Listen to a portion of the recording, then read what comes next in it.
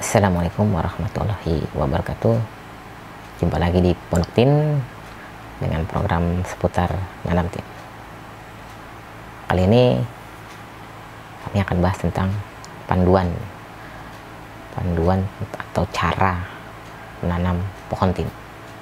Mungkin hal ini sudah mudah di googling atau dicari di YouTube. Namun kami coba untuk membuat POV yang berbeda ya. Jadi di sini kami memberikan disclaimer dulu di awal bahwa untuk memulai atau membuka panduan ini, kami sarankan bagi mereka yang memiliki mental block, yang memiliki berjuta alasan untuk memulai, entah itu tangan saya bukan tangan yang dingin, tangan panas, atau mungkin saya tidak bakat, tidak punya lahan, bukan jurusan pertanian, lebih baik skip aja. Jadi memang di sini kami mengajak untuk yang memang atas izin Allah, Bismillah, kita mulai dan mendapatkan manfaat dari buah tin. Kita akan coba berbagi dan sharing di sini, karena memang kami pun bukan lulusan pertanian, kami juga bukan yang mempunyai lahan luas, bahkan kami tidak mempunyai lahan. Tapi atas izin Allah, alhamdulillah, kami sudah bisa panen tiap pekan, bahkan tiap hari. Oke, kita mulai. Sebelum kita jabarkan tahapannya, di awal ini kami akan membahas tentang poin penting. Ini adalah poin yang menurut kami tidak boleh dilewatkan atau tidak boleh dihilangkan, karena jika poin ini tidak teratasi, lebih baik kita tidak membahas tentang tahapan atau panduan menanam pohon tin ini. Pertama itu adalah sinar matahari, simat atau kita sebutnya. Simat itu poin penting, karena memang tanaman itu butuh fotosintesis dari sinar matahari. Maka itu jika kalian memiliki lahan yang tidak harus besar, kecil, atau bahkan lebih kecil atau sempit, dan hanya terpapar 2 atau 3 jam saja, lebih baik hindari untuk menanam buah tin. Dan saran kami cari tempat lain yang lokasi berdekatan namun terpapar sinar matahari di atas 5 jam. Ya betul, 5 jam ke atas.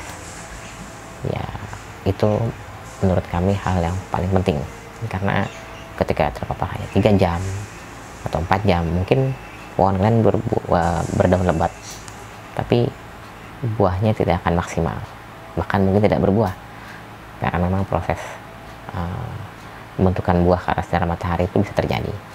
Yang kedua itu varian.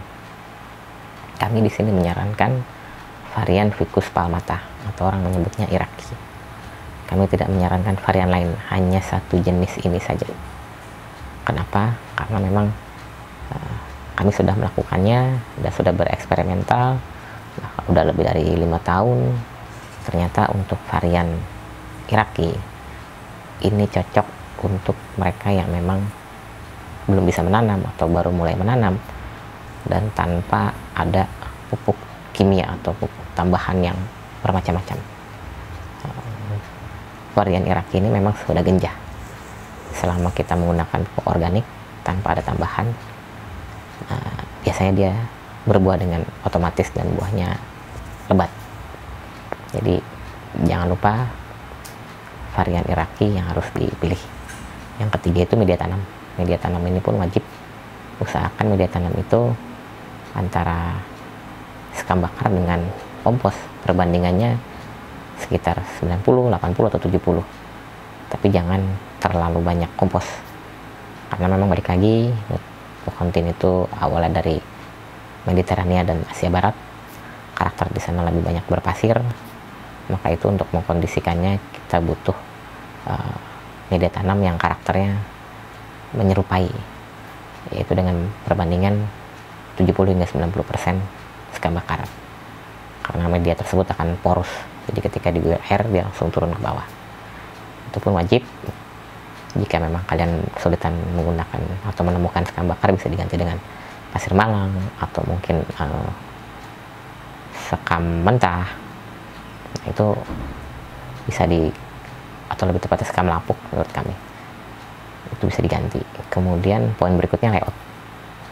Layout pun menurut kami bagian penting, karena memang jika kalian asal menempatkan pohon tin ke depan itu, ketika proses perawatan kalian bakal mengalami kesulitan.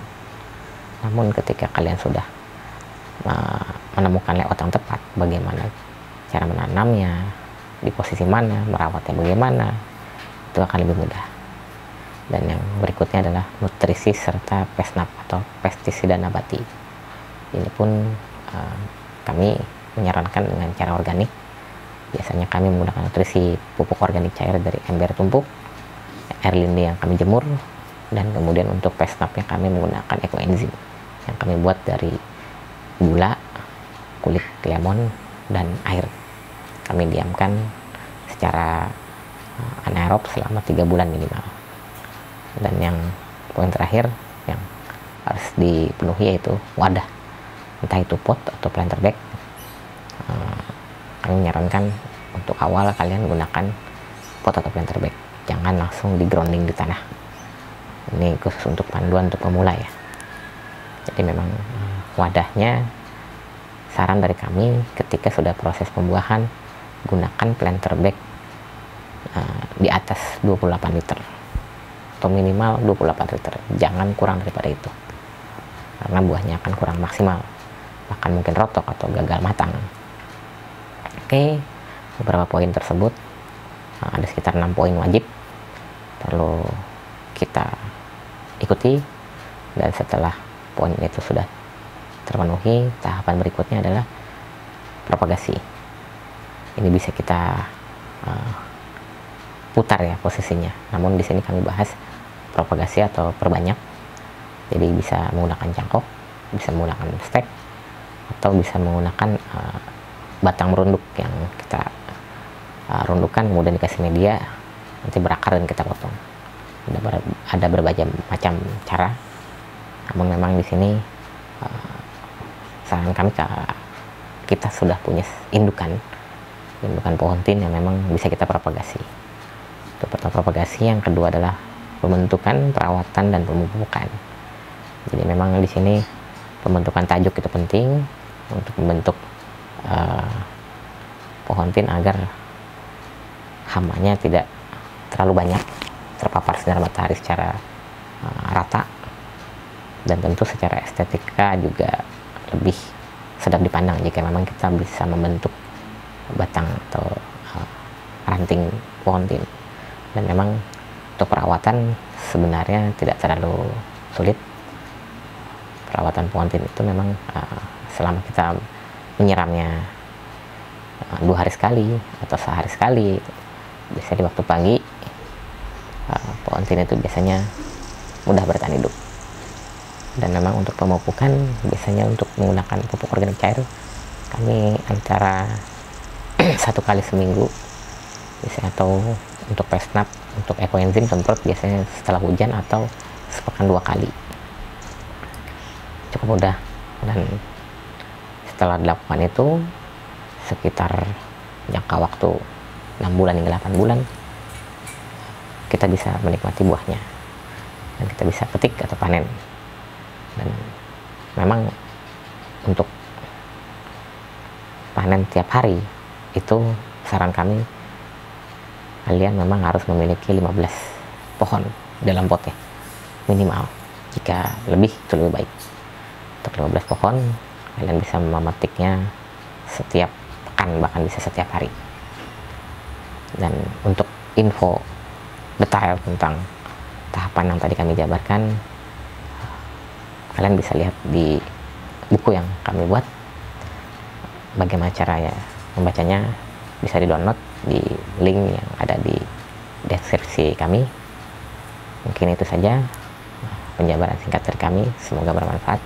Assalamualaikum warahmatullahi wabarakatuh.